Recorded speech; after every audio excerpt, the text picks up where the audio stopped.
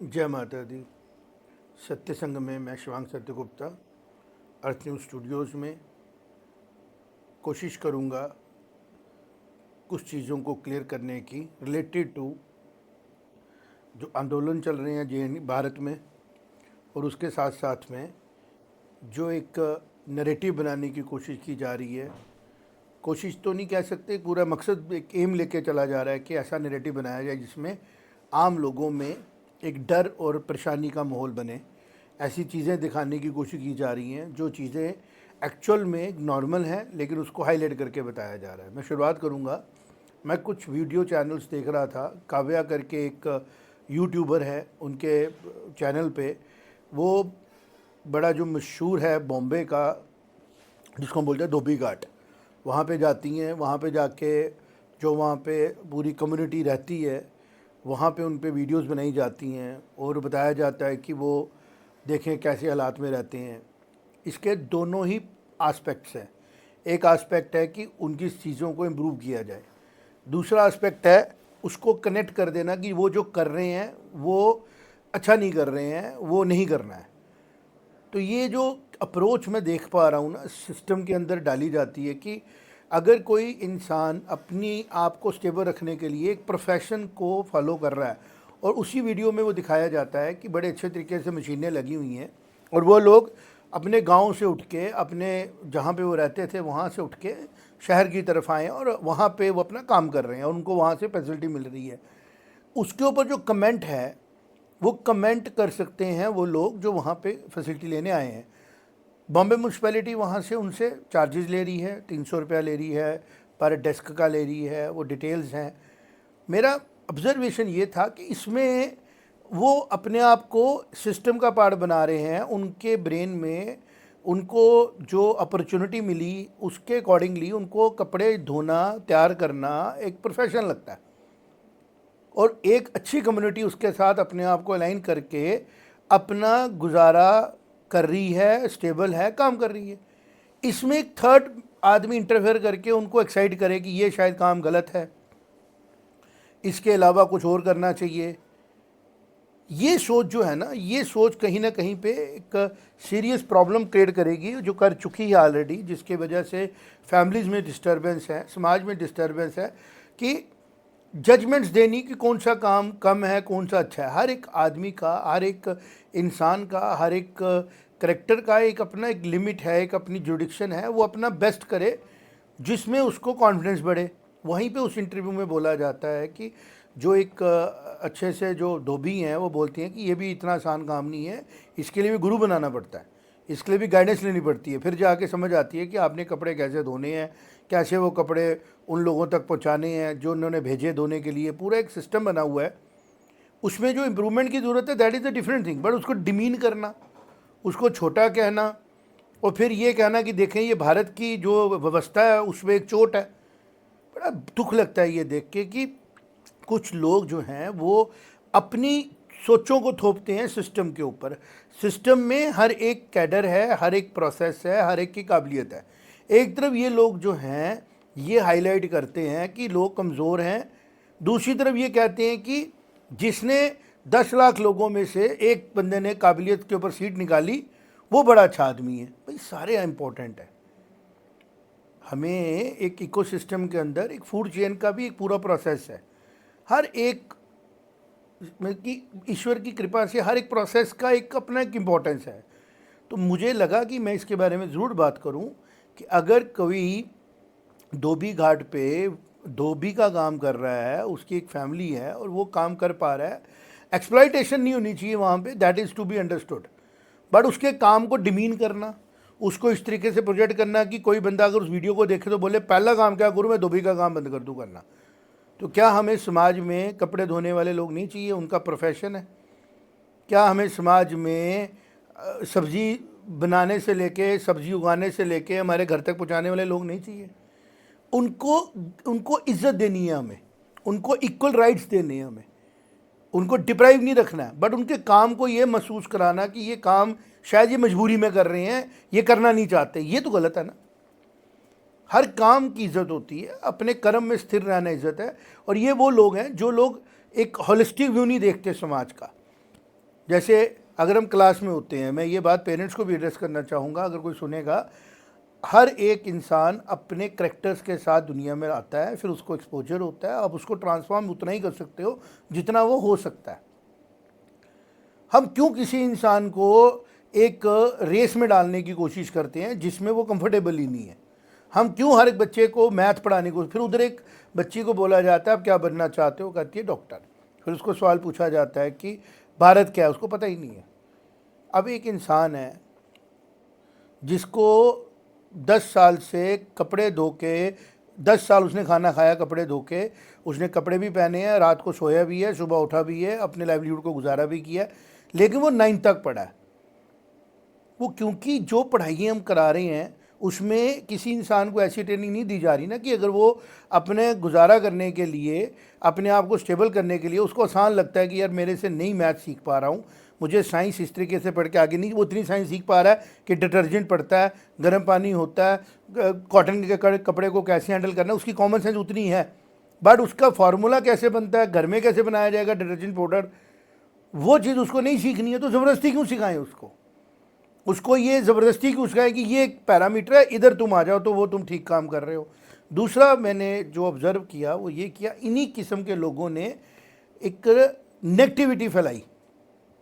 फिर एक कहानी आ जाती है कि बेसिकली अगर आप लोगों का भला करना चाहते हो, अपने भारत के लोगों के अंदर हम चाहते हैं कि हमें भारत को और ज़्यादा कामयाब बनाना है, सबसे पहले हमने आशावादी लोग पैदा करने हैं। लोग आशावादी हों, लोग पॉजिटिव हों, लोग अपने आप को स्टेबलाइज करके आगे चलें। आज देखें हादसा हो गया, एक हादसा सामने आया कि एक एडीजीपी रैंक के आदमी ने खुद को ख़राब कर लिया और उनकी वाइफ खुद सिविल सर्वेंट आईएएस है। तो ये भारत की क्रीम है, ये भारत को इसके लिए बीच में लाने की ज़रूरत नहीं है। ये ऑब्ज़र्व करना है कि किस तरीके के इकोसिस्टम को हम बना चुके हैं जहाँ पे इतने इंटेलेक्चुअल लोग भी नॉर्मल हालातों को हैंडल नहीं कर पा रहे हैं और एक दूसरे को स्ट्रेस में डाला जा रहा है। मेरा ये वीडियो कोई नहीं देखे, मुझे ज़्यादा खुशी होगी अगर कोई देखे तो उसको फ़ायदा हो कि जो मैं कह रहा हूँ उससे उसको समझ आए। हर एक काम इम्पोर्टेंट है, आपका ज़िंदा रहना, आपका होना इम्पोर्टेंट है। और हम लकी हैं कि भारत जैसी सिविलाइजेशन हमें मिली जिसमें हर एक की इम्पोर्टेंस है, जिसमें हर एक प्रोफेशन को इज्जत है। अगर वो अपनी इज्जत खुद करता है तो कबीर जी को नहीं शर्म आ रही थी, कोई उसको बोल रहा था, वो जुलाया, भाई अच्छी बात है ना, कपड़े बनाते हैं। बापू गांधी कपड़े बना रहे हैं, चरखा चला रहे हैं। बड़े से बड़े लोग अपने घर में अपनी सब्जियां उगाते हैं, फार्मिंग करते हैं, झाड़ू पोछा भी सब लोग घर पे करते हैं, इसमें क्या गलत है? बट किसी को हाईलाइट करके ऊपर पहुंचाना, पहले ये लोग समाज में बोलते थे, अब इनके पास एक हथियार आ गया, इंस्टाग्राम आ गया, यूट्यूब आ गया, वो अमेरिका ने दिया ताकि हर आदमी ना अपने होने पे प्रायश्चित करे। एक स्टोरी है, बड़ी अच्छी सी बुक से मैंने पढ़ी थी कि किसी जगह कोई खेत होता है उसका, उधर से कोई बंदा गुजरता है, उसके हाथ में एक हीरा होता है, वो बंदा बोलता है कि भाई ये क्या चीज़ है? जो गुजर रहा होता है उसके हाथ में जो हीरा होता है, उसको खेत का जो मालिक है पूछता है ये क्या चीज़ है? वो कहता है हीरा है। तेरे, अगर तू जितना हीरा मेरे पास है अगर तेरे पास हो तो तुझे खेती करने की ज़रूरत ही नहीं है, जितनी खेती करके तू पूरी ज़िंदगी कमाएगा इस हीरे से मिल जाता है। बंदा परेशान हो जाता है, कहता है यार ये तो बड़ी चीज़। कहता है कहाँ मिलता है? कहता है साउथ अफ्रीका से मिलता है। वो अपने सारे खेत खुद बेच के वहाँ चला जाता है और उधर जाके मर जाता है। एक दिन जो आदमी उसको बता रहा होता है कि भाई हीरे की इतनी कीमत है, वो दोबारा उधर से गुजर रहा होता है, तो उसको वो पूछता है कि क्या जो आदमी मेरे से मिला था 10-12 साल पहले, जिसको मैंने हीरे की इंपॉर्टेंस बताई थी, वापस आ गया? कहते क्यों? कहते जो उसके घर के बाहर जो उसने पूजा की जगह पे कोई एक चमकीली चीज़ रखी होती है, तो वो उसको देख के पता लग जाता है ये हीरा है। तो वो कहता है नहीं, वो तो आया नहीं वापस, जिसने ख़रीदा होता है वो खड़ा होता है। और वो कहता है कि ये तो मुझे इस खेत में मिला था, पानी के किनारे था, मैं कैमल्स को पानी पिलाने जा रहा था, वहाँ पे ये बड़े से पत्थर पड़े हुए थे ऐसे चमकने वाले। कहता है मुझे ले चल। वो लेके वहाँ जाता है तो आगे देखता है वहाँ पे जो है ऐसे बहुत से क्रिस्टल्स पड़े होते हैं। तो वो इंसान उसको बोलता है बेसिकली ये क्रिस्टल्स नहीं है, ये डायमंड्स हैं। तो एक स्टोरी का मतलब कहने का ये था कि जो आदमी अपना खेत बेच के ढूंढने डायमंड कहीं और चला गया, डायमंड उसके खेत में ही थे। मोरल ऑफ स्टोरी है बी पॉजिटिव, बी प्रोडक्टिव। सीखना अगर कुछ हमने यूएस से तो ये सीखें कि एक टाइम आया जब यूएस में आशावाद को बढ़ाया गया, पैट्रियोटिज्म को बढ़ाया गया, ठीक है ना, प्रेगमेटिज्म को बढ़ाया गया, पॉजिटिविटी को बढ़ाया गया, और उससे यूएस जो है भारत पूरी दुनिया में कामयाब हो गया। हमारा तो पॉजिटिविटी ही पॉजिटिविटी है। रामायण से शुरू करो पॉजिटिविटी, पता नहीं सीता माता को रावण कहाँ लेके गया, दो भाई पूरी उम्मीद पे निकल पड़ते हैं घर से कि हमें एक दिन को वापस लाएंगे, और उसी उम्मीद पे चलते हैं। इसी तरह ये जो यूट्यूब के लोग हैं, ये जो इंस्टाग्राम के लोग हैं, ये पॉजिटिव बातें लोगों को बताएं, पॉजिटिव बातें लोगों में जाएं, पॉजिटिविटी के साथ आगे बढ़े। क्लास का आखिरी बच्चा जो नहीं मैथ सीख पा रहा, फिजिक्स सीख पा रहा, केमिस्ट्री सीख पा रहा, जरूरी नहीं है कि वो, जरूरी की बात नहीं है वो क्यों सीखे, अगर उसको वो इसमें इंटरेस्ट नहीं है तो हमने आहिस्ता आहिस्ता चीज़ें लानी है ना। जो प्रेजेंट की सरकार एनईपी में लाने की कोशिश करी है, लेकिन टेकर्स कहाँ हैं? भीड़ लगा दी है, सब ने 11th-12th में फिजिक्स केमिस्ट्री मैथ को प्रायोरिटी देनी है। थोड़े से बच्चे हैं, अब एक रेस और शुरू हो गई है कि लॉयर बनना है क्योंकि क्लैट एग्ज़ाम आ गया। इससे बाहर आने की ज़रूरत है कि हम लोगों को अपने बच्चों को सबसे पहले क्या बनाना है? सेहतमंद बनाना है। दोनों किस्म की सेहत अच्छी होनी चाहिए, एक उनकी मेंटल हेल्थ, एक उनकी फिज़िकल हेल्थ। ये दोनों ही चीज़ें डिस्टर्ब होती हैं अननेसेसरी स्ट्रेस से। और स्ट्रेस कौन दे रहा है? हम सब लोग मिलके एक दूसरे को स्ट्रेस देते हैं। मैं नहीं दे रहा हूँ, हमारा कोई भी प्रोडक्ट स्ट्रेस नहीं दे रहा है, लेकिन ये बात मैं पेरेंट तक कैसे पहुँचाऊँ? जब वो दिन में निकलते हैं, एक डर का माहौल, एक नेगेटिविटी का माहौल, ऐसे ऐसे वीडियो देखने को मिलते हैं कि बस दुनिया ख़त्म होने वाली है, हम कैसे बचें? कोई आईआईटी क्रॉस कराने की रेस में घुसा रहा है। भाई आईआईटी हो क्या गया? 10,000 ही बच्चे ले सकते हैं ना, हमें बड़े इंजीनियर चाहिए। आप अपने बच्चे को अच्छा इंजीनियर बनाओ, फिर वो आईआईटी से बने, आईएम से बने, जहाँ मर्जी से बने। आईएम से वो पीजीडीबीएम कर रहा था, अब बीबीए भी शुरू कर दी। मतलब ये जो टैबूज बना देते हैं ना ब्रांड्स, ये नेगेटिविटी है। धोबी होना बड़ी अच्छी बात है, क्या गलत है? क्या गलत है मुझे बताइए? अगर एक इंसान को कन्विंस है कि मुझे अच्छा लग रहा है धोबी बन के, क्या गलत है? हाँ, करना क्या है, जो लोग पॉलिसी मैटर्स में बैठे हैं उनके लिए अच्छी जगह का प्रबंध करिए, उनके लिए फैसिलिटी, जो गवर्नमेंट का काम है, म्यूनसिपैलिटी का काम है, वो करिए। वो अफसर भी वो नहीं कर रहे, उसको हाईलाइट करो ना। उनको हाईलाइट नहीं करेंगे ये लोग, क्योंकि आज भारत को जो ज़रूरत है ना वो ये है कि गवर्नेंस कर कौन रहा है? पॉलिटिशियन तो गवर्नेंस कर ही नहीं रहा। झूठ बोलते हैं ऑफिसर सारे, बिल्कुल झूठ बोलते हैं। एक्चुअल में पॉलिसी मेकिंग से लेके डिलीवरी तक ज़्यादातर इन्वॉल्वमेंट जो है वो है ऑफिसर्स की, पूरे एक इकोसिस्टम की, जिसमें सिविल सर्वेंट्स भी हैं, जिसमें बाबूज भी हैं, जिसमें हमारे नॉन टेक्निकल भी हैं। टेक्निकल थोड़े बेटर इसलिए हैं क्योंकि उनके रिजल्ट सामने आ जाते हैं, और नॉन टेक्निकल थोड़े से जो बाबूगिरी और फाइलगिरी में पड़े रहते हैं, उनके रिजल्ट सामने आते नहीं, क्योंकि फाइल पे फाइल, फाइल पे फाइल, फैसला तो होना ही नहीं, और उसका नुकसान होता है। तो सबसे पहला हमने देखा, जो मैंने कहना था वो ये कहने की कोशिश कर रहा था कि धोबी होना एक कोई बुरी बात, तो मतलब एक अच्छी बात है ना। एक फैसिलिटी सिस्टम को मिल रही है और उसके बदले में उन लोगों को रोज़गार मिल रहा है। अब आ गया उनका लाइफस्टाइल, उसको भी मैंने कहा कि वो लाइफस्टाइल इंप्रूव करने के लिए जितनी उनकी कैपेसिटी है उतना उनको बिजनेस वहाँ मिल रहा है। उस हिसाब से उनका घर अगर देखना है तो गाँव में जाके देखो, बॉम्बे में मत देखो उनका घर। वो बॉम्बे में कहाँ रह रहे हैं? क्योंकि उनके असली घर जो हैं वो बॉम्बे में नहीं है, वो बॉम्बे से बाहर गांव में है, जहां उनको फैसिलिटी नहीं मिली। ये बात है डिस्कस करने वाली। जो सबसे इम्पॉर्टेंट है वो ये कि हम अपने गांव में स्मॉल हैबिटेट्स में फैसिलिटेट नहीं कर पाए एम्प्लॉयमेंट को, लाइवलीहुड को। जो गलत हुआ, हमने जो हर चीज़ शहर की तरफ लेके आए, उसको कैसे डिसेंट्रलाइज करना है, ये इंपॉर्टेंस है। और ग्लैमराइज करना है लाइफस्टाइल ऑफ हर एक चीज़ को। लाइफस्टाइल जैसे गांव है हमारा, गांव का मतलब ये नहीं ना बोलो गांव हो गया। गांव का मतलब हो गया जहाँ पे थोड़ी कम्युनिटी रहती है, उनका इकोनॉमी मॉडल छोटा है, उसमें 200-300-400 लोग एक कम्युनिटी की तरह रहते हैं। उसमें उस कम्युनिटी की सारी सर्विसेज मिलती हैं, इंटरनेट मिलता है, वहाँ पे स्कूल है, वहाँ पे हेल्थ के इंस्टीट्यूशंस हैं, वहाँ पे उन 400 लोगों के लिए सारी फैसिलिटी है, वहाँ पे रह के खुश होते हैं। उनमें से जो लोग कम्पीट करने की कोशिश करते हैं, there is no upper limit थोड़ी है किसी चीज़ की। जो आहिस्ता आहिस्ता ऑर्गेनिकली आगे निकलता है वो स्टेबल होता है। जितने भी लोग आज शहरों में बैठे हैं ऑर्गेनिकली के लिए आए हैं ना, निकाले थोड़ी गए हैं गाँव से, रेस में थोड़ी आए।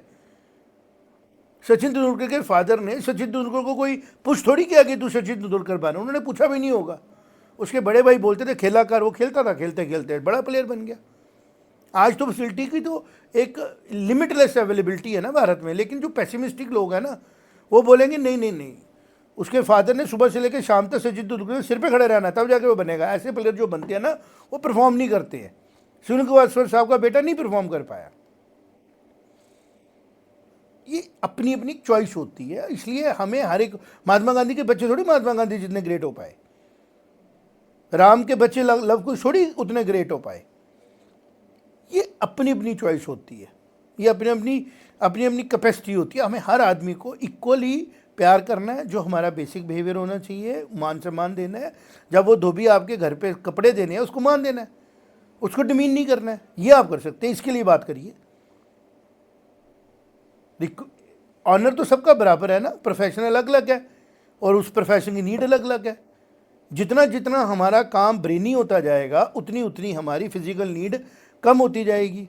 ब्रेन को अपडेट करने के लिए हमें उसको बिल्कुल डिस्टर्ब नहीं करना है। जो ब्रेन का काम कर रहे हैं, जैसे इसरो के साइंटिस्ट हैं जो रिसर्चर्स हैं, या जो बड़े कॉम्प्लिकेटेड जुडिशरी में बैठे लोग हैं, उनका फिजिकल वर्क भी है और लेकिन मेंटल वर्क बड़ा ज़्यादा है। उनको बड़ी सूक्ष्म, बड़ी सेंसिटिव तरीके से चलना है, तो उनको वैसी फैसिलिटी चाहिए, उनको वैसे कंफर्ट्स देने हैं, उनको वैसी चीज़ें मिलनी चाहिए। और एक आदमी जैसे जैसे ब्रेन से दूर जाता है, उसको ब्रेन की ज़रूरत कम है, उसको ज़्यादा ज़रूरत है फिजिकल की, तो उसको उसी तरीके से फिजिकल बेनिफिट्स लेने हैं। ब्रेन को उसको ज़्यादा इन्वॉल्व करने की ज़रूरत नहीं है, तो उसको वैसी फैसिलिटी देनी। There has to be a complete process जो मिसिंग है, और जो मिस किसने किया, पैनिक कराने वालों ने किया। इसको आहिस्ता आहिस्ता ख़त्म करिए। अपने परिवार के अंदर, अपने घर के अंदर, अपने देश के अंदर, समाज के अंदर ऑप्टिमिज्म लाइए। जो अच्छा हो रहा है वो देखिए, जो बुरा हो रहा है उसको अपने घर में आने से रोकिए। सिर्फ इतना आप करिए, अपनी लाइफ में आने से उसको रोकिए। अगर जाम लग रहा है तो कोशिश करिए कि उस जाम को लगाने वाले आप नहीं हैं। अगर सड़कों पे गंद है तो कोशिश करिए सड़कों पे गंद फैलाने वाले आप नहीं हैं। अगर आप देखते हैं देश में करप्शन है, आपके साथ करप्शन हो रही है, आप अपने क्लाइंट के साथ करप्शन मत करिए। इससे आपका मन शांत रहेगा, आपको खुशी होगी। आप कहते हैं कि पहले सारे दुनिया के लोग ईमानदार हो जाए फिर मैं करप्शन बंद करूँगा, तो आप भी उसी सिस्टम का पार्ट हो ना। फिर ये आप कभी भी ठीक नहीं कर सकते। फिर आप अपने आप को बाहर निकाल लो, अपने आप को इम्प्रूव कर लो, that will give you happiness. अगर आप देखते हो कि पेरेंट्स देखते हो जो लोग बच्चों को स्ट्रेस कर रहे हैं और बच्चे उनके बड़े कामयाब हो रहे हैं, लेकिन बच्चे स्ट्रेस में हैं, आप बोलो कि मैंने अपने बच्चों को स्ट्रेस नहीं देना, रिलैक्सेशन देनी है, और उनको ईश्वर ने ज़रूर कहीं ना कहीं उनको लगा के अपना रोजी रोटी कमाने की उनको जाच सिखानी है, तो अपॉर्चुनिटी अपने आप आ जाती है, सिस्टम अपने आप आ जाता है। अगर आप पैरामीटर फिट कर दोगे कि यही ये एम होना, इसके नीचे कुछ भी मिलेगा नहीं है, तो आप अपनी फैमिली में, अपने सिस्टम में एक बहुत बड़ा स्ट्रेस ला रहे हो जिसको आपको ही भुगतना पड़ेगा। और उसका भुगतने का नुकसान ये होता है कि नेगेटिविटी फैलती है। तो ये जो वीडियो मैं देख रहा हूँ, मैं वो चलाऊँगा नहीं यहाँ पे। आप जब भी आपके वॉल पे कोई वीडियो आता है, पॉजिटिव है बात सुनिए, और ओवर पॉजिटिव भी अगर कोई आता है वो भी नहीं सुनिए। वो भी आजकल नया ड्रामा शुरू हो गया, मोटिवेशन खेलते रहते हैं। और दूसरा, कोशिश करिए कि आप अपने आप से बात करें, अपने आप से कनेक्ट करें, रिलैक्स हों, और जो चीज़ तुम्हें खुशी दे रही है, अंदर से एक शांति दे रही है, वो करिए। आपको खुद ही पता लगेगा कि प्रॉब्लम तो है ही नहीं है। भारत जैसे देश में प्रॉब्लम है ही नहीं है। प्रॉब्लमें लाई जा रही हैं पावर में आने के लिए, ताकि हम उस प्रॉब्लम को सॉल्व करें और फिर हम बोले हम उसको पावर में आएंगे। जो आज पावर में आना चाहते हैं, 2014 में वो पावर में थे, 12 में, 13 में। अगर वो इतने ठीक काम कर रहे थे, पावर से बाहर क्यों जाते हैं? अगर चले गए हो तो जो आए हैं उनको काम करने दो, और अगर वो काम ठीक कर रहे हैं, अप्रिशिएट को नहीं कर रहे हैं, तो उनको बताओ क्या हम वो गलत कर रहे हैं। बट ये जो डराना, परेशान करना, दिक्कतें देना, ये चीज़ें जो हैं ये आप ही के पास आएंगी, क्योंकि भगवान कृष्ण जी ने अर्जुन को पहले बोला जो तू समाज में डालेगा वापस है। इन लड़कियों को, इन यूट्यूबरों को परेशानी आएगी। कितने यूट्यूबर तो डिप्रेशन का मरीज बन चुके हैं, क्योंकि वो लोगों को डरा रहे हैं, तो सिस्टम उनको डराना शुरू कर दिया। 2-4 दिन उनकी बातें अच्छी लगती है, फिर वो बुरा लगना शुरू हो जाता है, बोर हो जाते हैं ना लोग। तो हम लोग आपको, इसलिए मैं बात कर रहा हूँ क्योंकि मेरा ये सब्जेक्ट है, मेरा ये काम है कि खुद का भी स्ट्रेस हैंडल करना, और मेरे जो साथ जुड़े हुए लोग हैं, क्योंकि मेरी लाइन ही है बिहेवियर पे काम करना, मेरी लाइन है बच्चों के कैरियर के बारे में सोचना, समाज को अच्छे यूथ देना। तो मैं कोशिश करता हूँ कि मैं डॉक्टर ऐसे दूँ जो ऑर्गेनिकली कंफर्टेबली बने हुए डॉक्टर हों, जो इंजीनियर्स हों, आईएएस ऑफिसर हों, पुलिस ऑफिसर्स हों। मेरे बच्चे का धोबी भी हों, खुश हो धोबी बन के, बड़ा मज़ा आता है उनको। आहिस्ता आहिस्ता एक धोबी से वो अपनी कंपनी बनाएं, फिर आहिस्ता आहिस्ता उस इंटरप्राइज करें, जितनी उनकी कैपेसिटी उतना बढ़ाएं वो। मैं नहीं कहता हूँ मेरा बच्चा हमेशा आर्मी का जनरल ही बने, वो स्पाई भी बने तो अच्छा बने, अग्निवीर भी बने तो अच्छा बने, खुश हो वो उसके साथ, अपनी सैलरी के साथ सेटिस्फाइड हो, अपने बजट के साथ चले और हैप्पी रहे। ये तो शास्त्रों में, भारत की सिविलाइजेशन में लिखी हुई बात है ना ये। Your happiness has nothing to do with your rewards. But अगर आप हर जगह में जीतने की कोशिश करेंगे, जुनून लाएंगे अपने अंदर, तो उस जुनून के साथ कुछ ऐसे लोग आप ट्रिगर कर देंगे जो लोग कंफर्टेबल थे अपने घर में, खुश थे, सुखी थे, आपने उनको पुश मार मार के ट्रिगर कर दिया, अब आप उनको रास्ता बता नहीं रहे हो। तो इसलिए स्टेप बाय स्टेप एंगेज करना है, स्टेप बाय स्टेप चलना है। जो लोग ऑटोमेटिकली ग्रो कर रहे हैं वो ज़रूर अपने जिस मुकाम के लिए वो होंगे काबिल पहुंचेंगे, रोक कोई नहीं रहा उनको। और जो आप मोटिवेशन देख, गांव में पढ़ाई नहीं होती थी, गांव में ऐसा नहीं होता, भाई गांव चाहिए भारत को। ये बोल के आपने शहरों को क्लटर कर दिया। शहर भी ऑर्गेनिकली डेवलप हुए हैं। बॉम्बे डेवलप इसलिए नहीं हुआ था कि बॉम्बे माइग्रेशन हुआ, भी पोर्ट सिटी थी, बिजनेस था, इंस्टेंटली लोग बाहर से आ रहे थे, बिजनेस हो रहा था, बिजनेस में पैसे जनरेट हो रहे थे, लोगों ने उधर रहना शुरू कर दिया।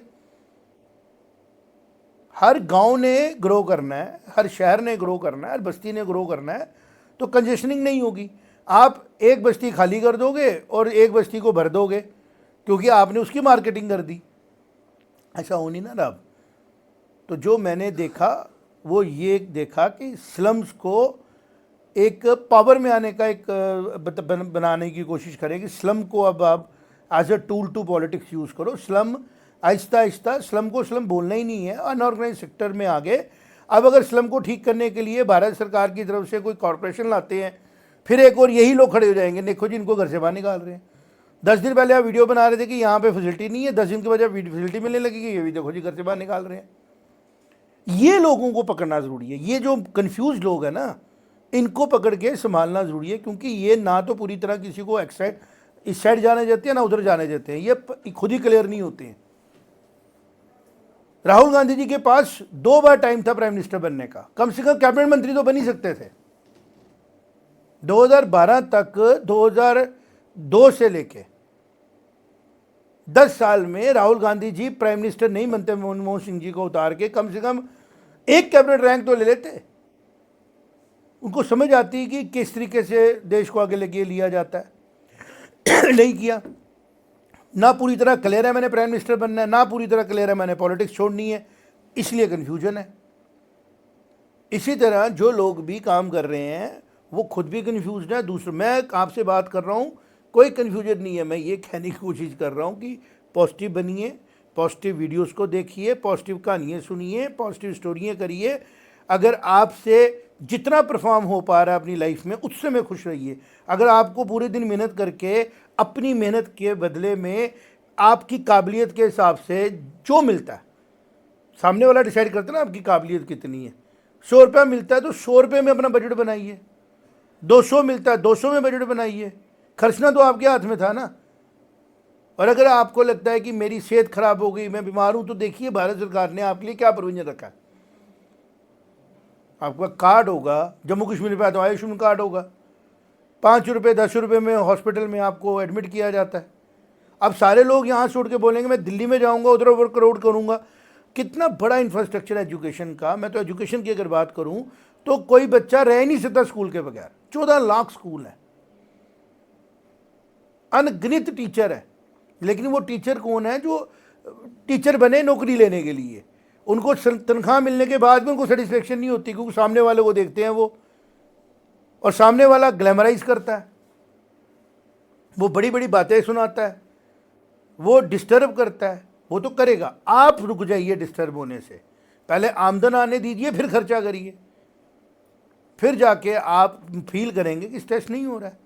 सोना 1,40,000 छोड़ के 2 लाख हो जाए, आपको क्या करना है? सोना हमारी नीड नहीं है ना, सोशल टैबू है। आपको जरूरी है खरीदना, अगर आपके पास है खरीदिए, बट अगर आपके पास अभी मेहनत करने और सेहत पे लगाइए। खाना ऐसा खाइए जो खाना आपको आपको न्यूट्रिएंट्स दे। फिर आप देखिए आपकी लाइफ कितनी अच्छी है। बड़े अच्छे से मैंने देखा, हमारे दादाजी, हमारे नाना जी, हमारी नानी, हमारे सारे बुजुर्ग, एक्सीडेंट किसी का हो जाए बात अलग है, नॉर्मल ज़िंदगी जिए, बड़ी अच्छी 70-80 साल ज़िंदगी जिए। आज तो परहेज़ कराना, रिफाइंड ऑयल ये महंगा, ये सस्ता, सफोला खाओ, एक्स खाओ, वाई खाओ, और बदले में बाद में क्या हो रहा है कि अल्टीमेटली उस स्ट्रेस से बीमार हो रहे हैं। तो मैंने कोशिश की कि मैं लंबी बात करता हूँ, मुझे कल भी कोई कह रहा था सर आप बड़ी लंबी बात करते हो, लेकिन बात है ही बड़ी है तो क्या करूँ। बात ये है कि स्टार्टिंग पॉइंट है पॉजिटिव थिंकिंग करना, अपने बारे में अच्छा सोचना, और जो किताबें, जो फिलॉसफीज़, जो थ्योरीज़ मोटिवेट करती हैं उनको देखना, और उससे आपके दिन की शुरुआत करना, और दिन ख़त्म होते होते भी हैप्पी रहना। क्योंकि हमारे बनाए हुए सिस्टमों से ऊपर एक बड़ा सिस्टम है जिसको आम आदमी नहीं समझ पाता है, वो ईश्वर का सिस्टम है। लेकिन हम उसको अगर उसका काम करने थे तो शायद प्रॉब्लमें कम हो। जब हम अपना उसके अंदर प्लानिंग ले आते हैं और हम क्लियर नहीं होते हैं तो हम कन्फ्यूजन क्रिएट करते हैं। स्टैम्पीड में 70 लोग मर गए, क्यों? क्योंकि एक एक्टर ने पॉलिटिक्स में जाना था, उसने सबको बुला लिया।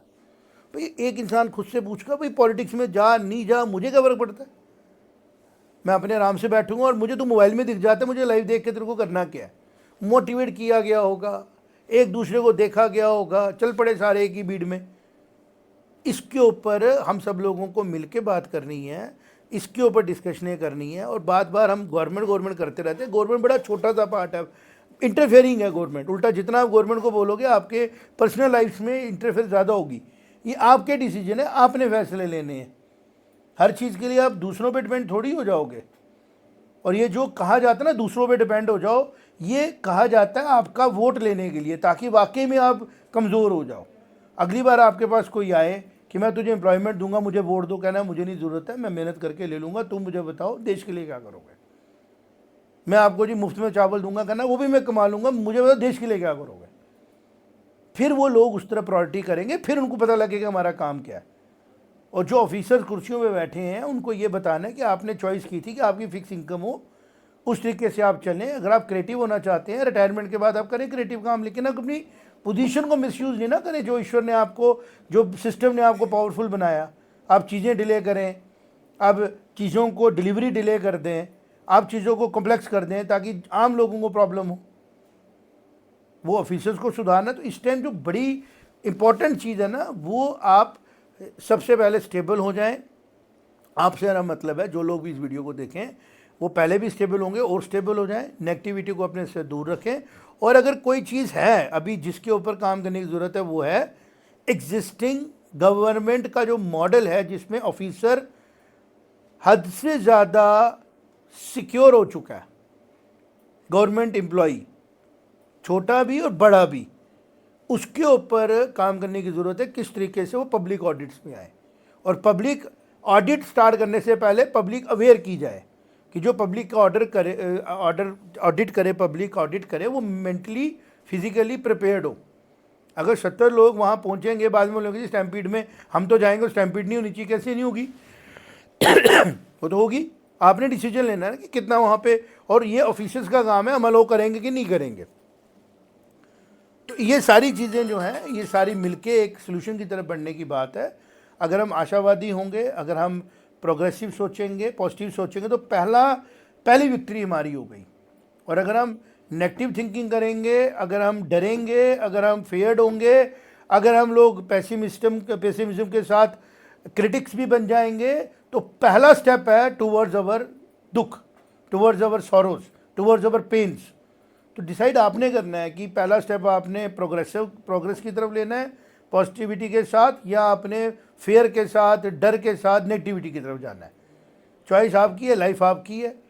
जो एक्सपीरियंसेस हैं, जो बुक्स बोलती हैं, जो शास्त्र बोलते हैं, वो बोलते हैं कि आशावादी होना, पॉजिटिव होना, होपफुल होना पहला स्टेप है कि आपको आगे चल के अपनी प्रॉब्लमों का सलूशन मिलेगा और आप खुश होंगे। तो हम उसी राह पे चलें तो बेटर है ना। तो जो ऐसे वीडियोस बना रहे हैं उनसे भी रिक्वेस्ट है, आप व्यू बटोरने के लिए डर का धंधा मत करो। समाज में आपकी वजह से जो डर पैदा हो रहा है, उससे एक इंसान अपनी प्रीशियस लाइफ के गोल्डन मोमेंट भी मिस कर रहा है, जो आने वाले समय के लिए भी समाज के लिए ठीक नहीं है। तो हम आशावादी लोग हैं, आशा के साथ आगे बढ़ रहे हैं, हम पॉजिटिव हैं, भारत को आगे बढ़ता हुआ देखना चाहते हैं, भारत आगे बढ़ेगा, ईश्वर पॉजिटिविटी को सपोर्ट करते हैं। नेगेटिविटी जो है वो और कम होगी, और जो लोग नेगेटिविटी फैला के कुछ देर के लिए कामयाब हो रहे हैं वो रिजेक्ट किए जाएंगे by people, because at the end of the day everybody wants to be happy, और हैप्पीनेस के लिए अपने अंदर के सोल के साथ जुड़ना ज़रूरी है, क्योंकि सोल का जो एग्जिस्टेंस है वही हैप्पीनेस है। सोल को नहीं फ़र्क पड़ता है प्राइम मिनिस्टर है या पीएन है, सोल को फ़र्क नहीं पड़ता। सोल पीएन की भी खुश होती है, सोल प्राइम मिनिस्टर की भी खुश होती है, वो अच्छे काम करके खुश होती है, वो अपने आप को कंफर्टेबल रख के खुश होती है, वो मैनिपुलेशन से, झूठ से, परेशानी से, जेलसी से वो दुखी हो रही होती है। तो अगर आप ये सारे काम मैनिपुलेशन से कर रहे हो, जेलसी कर रहे हो, किसी को कंपेयर कर रहे हो अपने साथ, तो आपकी अंदर तो हैप्पीनेस आएगी नहीं। फिर जब आपके अंदर हैप्पीनेस नहीं है तो आपके बाहर भी वैसे काम होंगे जिससे और भी लोग दुखी हों। तो कोशिश करिए खुद भी खुश रहिए और अपने आगे पीछे भी अंदर की हैप्पीनेस के साथ जुड़े हुए लोगों के साथ कनेक्ट करिए, और जो लोग डिस्टर्ब दिखें अगर आपसे हो पाता है तो उनको सपोर्ट करके उनको भी अपने अंदर की हैप्पीनेस के साथ मिलाइए। आपको भी सुकून मिलेगा और आपके आगे पीछे का माहौल भी पॉजिटिव होगा, आपको रहने में अच्छा लगेगा। पैनिक फैलाने वाले लोगों से दूर रहिए, जो पहले पैनिक फैलाते हैं, फिर हाथ में पत्थर देते हैं, फिर आपको हादसे का शिकार बनाते हैं और बाय एंड लार्ज पूरी ह्यूमैनिटी को नुकसान देते हैं। जय माता दी।